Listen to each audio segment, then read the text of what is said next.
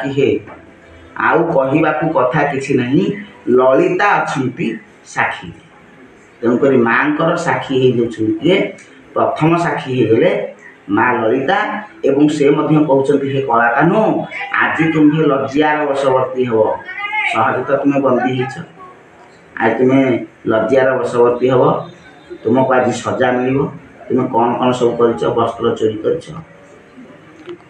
सरल हुई सब खाई जेते सब करतेक राक्षस राक्षसी को विनाश कर बड़ बड़ बाघनी की आमर जो जंगल जो समुद्र जो अग्नि बाहर तुम गिरी तेणु ये कौन न कर प्रभु केते केते सब लीला न कर से सबुर पुणी ब्रजनारी माने समस्त इज्जतर दाबी रखिंट तेणु यही सब दफा आपण लगी तेणु कोई जिते बड़े सब शुणी शुणी प्रभु मठे ये सब दफा लगी तापर से तार किसी बुद्धि उपाय कर उद्धार करने चेष्टा कर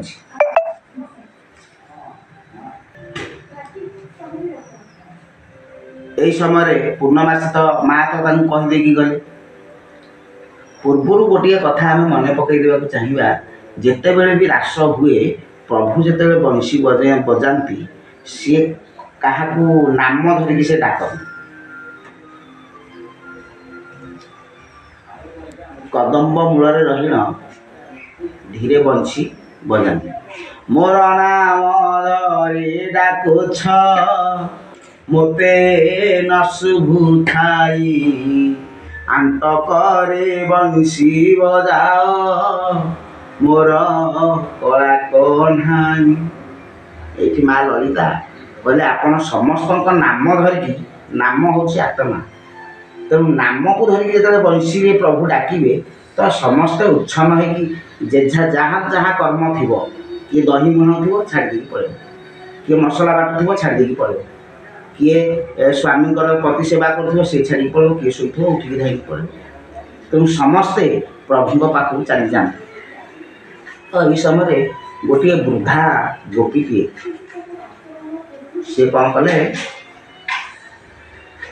समस्त समस्त तो गहली हो धाड़ी हो धाउन भर से धाई जापर से चिंता कर भागवत महापुरुष अति बड़ी जगन्नाथ दास यहाँ बढ़िया भाव में वर्णना कर कहते ये चिंता कर वृद्धा गोपी जनक जे समस्ते धाई जी प्रभु को किए आग देखी आलिंगन कर किए चुंबन देव किए पादे अलता लगेदेव किए फूलमाल नहीं प्रभु लंबेदेव आउ किए अधर बिंब सृष्टि कर किए चंदन लगेदेव किए तांबूल नहीं सजाड़ी खुआईदेव किए बाद्य बदेव समस्त सब जंत्रपाति धरी पके मुझे कौन करी मुझे आज प्रभु पाखे 16 सहस्र गोपन जो घेर कर प्रभु पाखे थे आते मो भाई जड़े वृद्धा गोपी किए बा सुजोग देव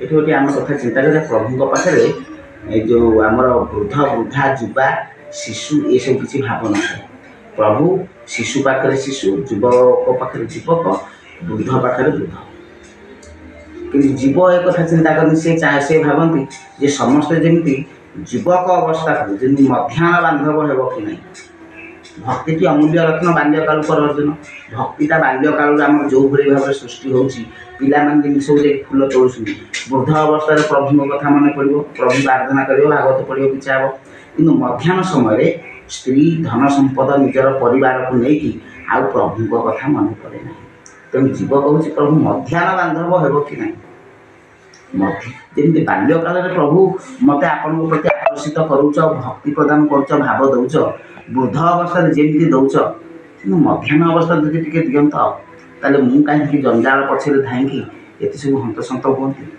प्रभु तेणु हे दिन बांधव मत आपणार कर धन जन जिते कामना गौरव ये सब युवक अवस्था प्राप्त होता है तेणु प्रभु ये सब छड़े नहीं मत आपणार कर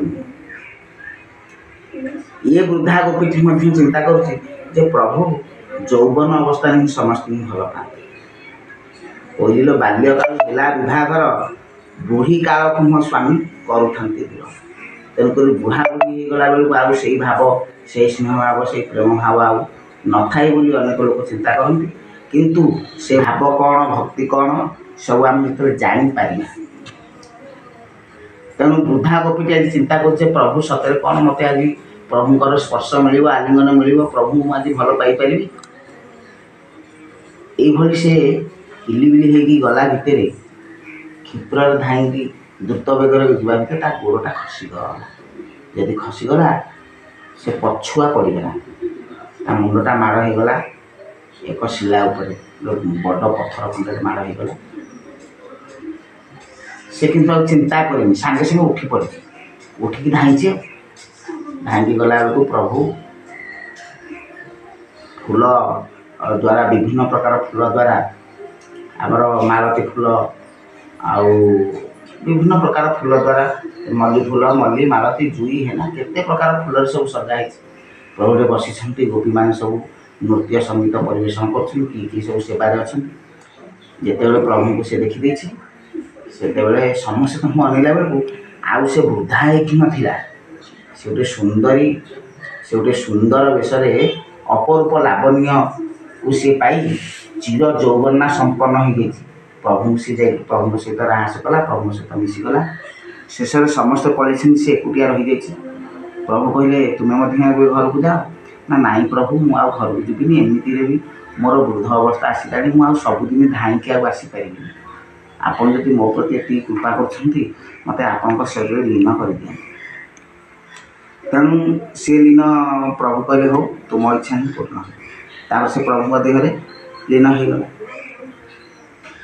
ଯେତେବେଳେ ରାତି ପାହି ଆସିଛି, ଗୋପୀମାନେ ସବୁ ଘରକୁ ଫେରୁଛନ୍ତି, ଫେରିଲା ବେଳକୁ ସିଏ ଦେଖିଲେ କ'ଣ ନା, ଯେଉଁଠି ବୁଢ଼ୀର ମୁଣ୍ଡ ପଥରରେ ବାଜିଯାଇଛି ସେଇଠି ବୁଢ଼ୀ ପଡ଼ିଛି।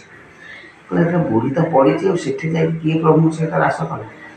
ତାର ଅର୍ଥ ହେଉଛି, ବୁଢ଼ୀ ଯେତେବେଳେ ପଡ଼ିଛି, ସିଏ ଆଉ ତାର ଶରୀରକୁ ଆଉ ଭୃକ୍ଷେପ ନ କରି ସେ ଉଠିକି ଧାଇଁଛି, ତାର ଆତ୍ମା ଧାଇଁଛି, କିନ୍ତୁ ତା ଶରୀର ସେଠି ପଡ଼ିଛି, ତାର ସେଇଠି ତତ୍କ୍ଷଣାତ୍ ମୃତ୍ୟୁ ହେଇଛି। କିନ୍ତୁ ପ୍ରଭୁଙ୍କ ସହିତ ତାର ଆତ୍ମା ଯାଇକି ପ୍ରଭୁଙ୍କରେ ଲୀନ ହେଇଯାଇଛି। ମୋ ପ୍ରଭୁ କେତେ ବଡ଼ ଦୟାଳୁ, ତେଣୁ ସେ ଶରୀରକୁ ଦେଖନ୍ତି ନାହିଁ। କିନ୍ତୁ ମା ଲଳିତା ଏଠି ସାକ୍ଷୀ ଦେଲେ ଯେ ତୁମେ ସେହି ବୃଦ୍ଧାକୁ, ତାର ମୃତ୍ୟୁର କାରଣ ହେଉଛ ଆପଣ। କେବଳ ସେ ନୁହେଁ, ପୁତନାକୁ ମଧ୍ୟ ତୁମେ ବିନାଶ କରିଛ। ପୁତନା ତୁମକୁ ମା ଭାବରେ, ସେ ତୁମକୁ ସ୍ତନ୍ୟପାନ କରୁଥିଲା, ଅଥଚ ତୁମେ ତାର ପ୍ରାଣ ହରାଇଛ। ଏଇଠି ଗୋଟିଏ କଥା ପ୍ରଶ୍ନ ଉଠୁଛି ଯେ ମାଙ୍କୁ କ୍ଷୀର ସହିତ, ସ୍ତନ୍ୟପାନ କରିବା ସହିତ ସେ ତାଙ୍କର ପ୍ରାଣ ଶୋଷି ନେବେ। ପ୍ରଭୁ ଆହୁରି ମଧ୍ୟ ଏମିତି, ଏଇଟା ପ୍ରଥମ ନୂଆ କଥା ନୁହଁ, ପ୍ରଭୁ ଆହୁରି ମଧ୍ୟ ଆଉ ଜଣକୁ ମଧ୍ୟ ସେ କ୍ଷୀର ସହିତ ତାର ପ୍ରାଣ ଶୋଷି ନେଇଥିଲେ। ଏବଂ ସେ କାହିଁକି ନେଇଥିଲେ, କ'ଣ ପାଇଁ ତାଙ୍କର ପ୍ରାଣକୁ ହରଣ କରିଥିଲେ? ଇଏ ସିନା ପୁତନା ହେଉଛନ୍ତି ସିନା ରାକ୍ଷସୀ, ସିଏ ହେଉଛନ୍ତି ଆମର ବଳିରାଜାଙ୍କର ଭଉଣୀ। ସିଏ ଚିନ୍ତା କରିଥିଲେ ଯେ, ପ୍ରଭୁଙ୍କୁ ବାମନକୁ ଦେଖିକି ସେ ପ୍ରଥମେ ଚିନ୍ତା କରିଥିଲେ ଯେ, ଏଭଳିଆ ଅପରୂପ ଲାବଣ୍ୟର ସୁନ୍ଦର ଡଉଲ ଡାଉଲ ପୁଅଟି ଯଦି ମୋର ଥାନ୍ତା, ମୋତେ ସ୍ତନ୍ୟପାନ କରେ। କିନ୍ତୁ ପରବର୍ତ୍ତୀ ମୁହୂର୍ତ୍ତେ ତାଙ୍କର ଭାବାନ୍ତର ଆସିଛି, ସେ କହିଲେ ଏଭଳିଆ ପୁଅକୁ ବିଷ ଦେଇକି ସ୍ତନ୍ୟପାନରେ ମାରିଦେବା ଉଚିତ। ତେଣୁ ପ୍ରଭୁ କହିଲେ, ମା, ତୋର ଦୁଇଟି ଯାକ ଇଚ୍ଛା ପୂର୍ଣ୍ଣ ହେବ। ସେମିତି ଅନ୍ୟ ଜଣେ କିଏ ସିଏ, ଯାହାଙ୍କୁ ସ୍ତନ୍ୟପାନ କରିବାର ସହିତ ତାଙ୍କ ପ୍ରାଣ ମଧ୍ୟ ପ୍ରଭୁ ନେଇଯାଇଥିଲେ।